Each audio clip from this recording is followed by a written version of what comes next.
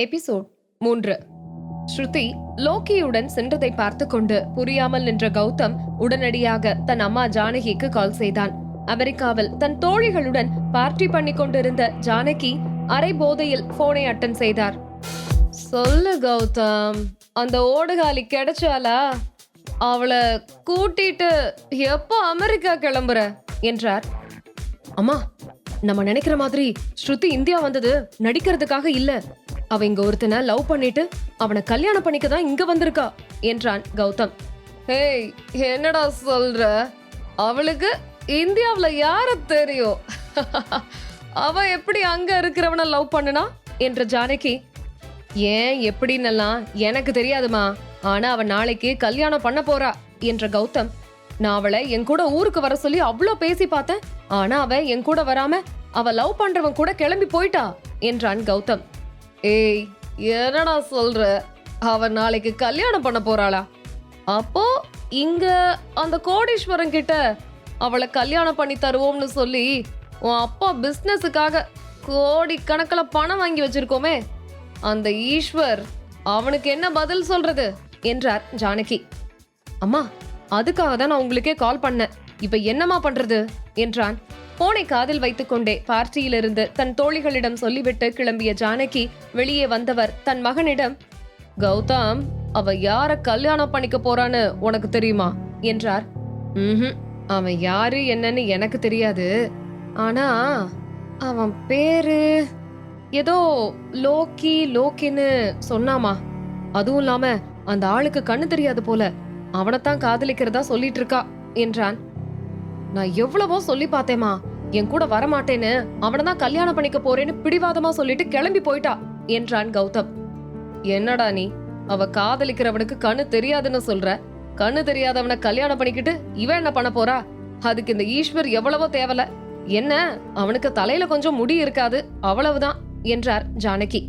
பின் ஏதோ யோசித்தவராக, சரி கௌதம், அந்த விளங்காதவளை காதலிக்கிறவனை பத்தி விசாரிச்சு தெரிஞ்சுக்க. ஸ்ருதி இப்ப எங்க இருக்கான்னு தெரிஞ்சுக்க. நான் இப்பவே அப்பாவையும் தங்கச்சியும் கூட்டிட்டு இந்தியா வரேன். அந்த விளங்காதவளுக்கும் கண்ணு தெரியாதவனுக்கும் கல்யாணம் நடக்கிறதுக்குள்ள அதை தடுத்து நிறுத்தி அந்த ஓடுகாலியை இங்க கூட்டிட்டு வரணும் என்றார் ஜானகி. சரிமா, என்னையும் அந்த லோக்கி அவங்க கல்யாணத்துக்கு வர சொல்லி இன்வைட் பண்ணி இருக்கான். நான் அங்க போறேன், நீ சீக்கிரமா கிளம்பி இந்தியா வா என்று விட்டு போனை வைத்தான் கௌதம். வாழ்க்கையில இந்தியா பக்கமே போக கூடாதுன்னு நினைச்சிட்டு இருந்தேன். இந்த ஓடுகாலி அங்க ஓடி போயிட்டு என்னையும் வர வச்சுட்டா ச்சே என்று புலம்பியவாறு காரில் ஏறி வீட்டிற்கு கிளம்பினார் ஜானகி. இங்கே லோகேஷின் கார்ட்ஸுடன் கிளம்பிய கௌதமை ஒரு 7 ஸ்டார் ஹோட்டலில் தங்க வைத்துவிட்டு அவனிடமிருந்து செல்போன், லேப்டாப் மற்றும் பிற பொருட்களை பறிமுதல் செய்தவர்கள், நாளைக்கு சார் மேடம் கல்யாணம் முடிகிற வரைக்கும் இதெல்லாம் எங்க கிட்ட தான் இருக்கும், ஃபங்க்ஷன் முடிஞ்ச பிறகு நீங்க இதெல்லாம் வாங்கிக்கலாம் என்று கௌதமிடம் சொன்னவர்கள் அங்கிருந்து கிளம்பி சென்றனர்.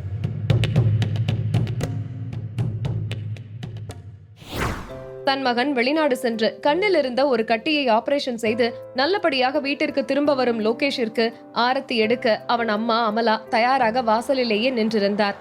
லோகேஷின் கார் வந்து நிற்கவும் ஆரத்தி தட்டுடன் வாசலுக்கு வந்த அமலா வாசலில் காரை விட்டு இறங்கி லோகேஷும் அவனுடன் ஒரு அழகிய சிறு பெண்ணும் வருவதை பார்த்தார். லோகேஷிற்கு முன்னால் வந்த அவனுடைய பிஏ இஷா அமலாவிடம் வந்து நாளை லோகேஷ் ஸ்ருதியை திருமணம் செய்வதாக கூறவும் அதிர்ச்சியாகி திரும்பி தனக்கு எதிரே வந்து கொண்டிருந்த தன் மகனையும் அவனுடன் வந்த பெண்ணையும் பார்த்தவர் பின்பு இஷாவிடம் திரும்பி, என்னம்மா சொல்ற? திடீர்னு அவனுக்கு கல்யாணம்னு சொல்ற? இப்பதானே அவன் கண் ஆபரேஷன் பண்ணி வந்திருக்கான், அது கொஞ்சம் குணமாகட்டுமே என்று அவர் சொல்லிக் கொண்டிருக்கும் போதே அவரை இடைமறித்த இஷா அமலாவுக்கு மட்டும் கேட்கும்படியாக லோகேஷிற்கும் ஸ்ருதிக்கும் திருமணம் செய்வதை சுருக்கமாக கூறியவள் பின், லோகேஷ் சாருக்கு பார்வை தெரியாதுன்னு மேடம் நினைச்சிட்டு இருக்காங்க. இப்போதைக்கு சாருக்கு பார்வை தெரியுங்கிற விஷயத்த ஸ்ருதி கிட்ட இருந்து மறைச்சு வைக்க சொல்லியிருக்காரு என்று கூறினாள் இஷா. இஷா சொல்வதை கேட்டபடி லோகேஷுடன் மழங்க விழித்தபடி நின்று தன் வீட்டை சுற்றி நோட்டமிட்டுக் கொண்டிருந்த ஸ்ருதியை பார்த்தவர், லோகேஷ் தேர்ந்தெடுத்த பெண் என்றால் கண்டிப்பாக நல்ல பெண்ணாகத்தான் இருக்க வேண்டும். அவன் தனக்கு பார்வை தெரியாது என்று சொல்லியதற்கு ஏதேனும் காரணம் இருக்கும் என்று நினைத்தவர் பின் சிரித்த முகமாக ஆரத்தி தட்டை எடுத்துக்கொண்டு அவர்கள் முன்பு வந்து நின்றார். ஸ்ருதியை பார்த்து, என் பையன் பக்கத்துல வந்து நில்லுமா என்றார் அமலா. லோகேஷ் எதிரே அவன் அம்மா வந்து நிற்கவும் லோகேஷ் தனக்கு உண்மையாகவே கண் தெரியாதவன் போல கைத்தடியுடன் எங்கோ பார்த்தபடி நிற்க அவன் அருகில் வந்து நின்ற ஸ்ருதி, லோகி இந்த பக்கமா திரும்புங்க என்று அவன் கையை பிடித்து அமலாவை பார்க்குமாறு நிற்க வைத்தாள். லோக்கியும் தடுமாறியவனாக லேசாக திரும்பி அவன் அம்மாவை பார்த்து நிற்க தன் மகனின் நடிப்பை பார்த்து உள்ளுக்குள் சிரித்துக் கொண்டவர் அதை வெளிக்காட்டிக் கொள்ளாமல் கையில் வைத்திருந்த ஆரத்தி தட்டில் சூடத்தை வைத்து வேலையாளை பற்ற வைக்க சொன்னார். ஸ்ருதிக்கு இந்தியாவும் இங்கிருக்கும் பழக்க வழக்கங்களும் புதிது என்பதால் அமலா தனக்கு ஆரத்தி சுற்றுவதை வித்தியாசமாக பார்த்து கொண்டிருந்தாள். ஒவ்வொரு முறையும் அவளை நோக்கி ஆரத்தி தட்டு வரும் பொழுது அதிலிருந்து தீஜ்வாலை தன் மேல் எங்கே பட்டுவிடுமோ என பயந்து பயந்து தலையை முன்னும் பின்னும் ஆட்டிக்கொண்டே நின்றிருந்தாள். அவள் ஆடிக்கொண்டே நிற்பதை தன் கூலர் வழியாக கள்ளத்தனமாக பார்த்து கொண்டிருந்த லோகேஷ் மெலிதாக புன்னகைத்தான்.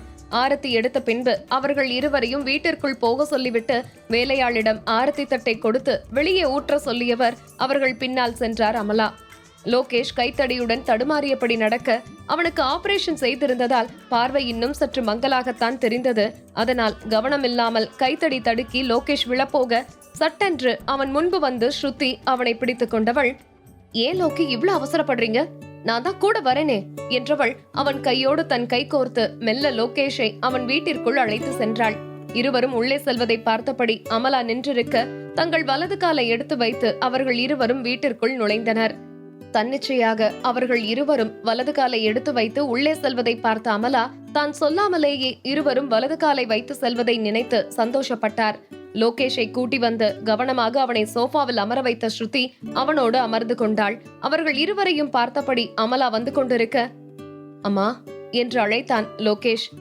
சொல்லுப்பா என்றவாறே அவன் அருகில் வந்தார் அமலா. அம்மா, இவங்க ஸ்ருதி, இவங்களுக்கும் எனக்கும் தான் நாளைக்கு ரிஜிஸ்டர் மேரேஜ் என்றான். இஷா இவர்கள் திருமணம் பற்றி ஏற்கனவே சொல்லிவிட்டாலும் தன் மகன் தன்னிடம் சொல்லும் போது இஷா சொன்னதை வெளிக்காட்டிக் கொள்ளாமல், என்னப்பா இப்படி திடீர்னு ஒரு பொண்ணை கூட்டிட்டு வந்து எனக்கும் அவளுக்கும் கல்யாணம்னு சொல்ற, அதுவும் நாளைக்கே கல்யாணம்னு சொல்ற என்றார். அம்மா, என்னோட வேலையை பத்தி உங்களுக்கு நல்லாவே தெரியும். எல்லாத்தையும் யோசிச்சுதான் நான் இந்த முடிவு எடுத்தேன். நான் ஏன் இந்த முடிவு எடுத்தேன்னு உங்களுக்கும் நல்லாவே தெரியும் என்றான்.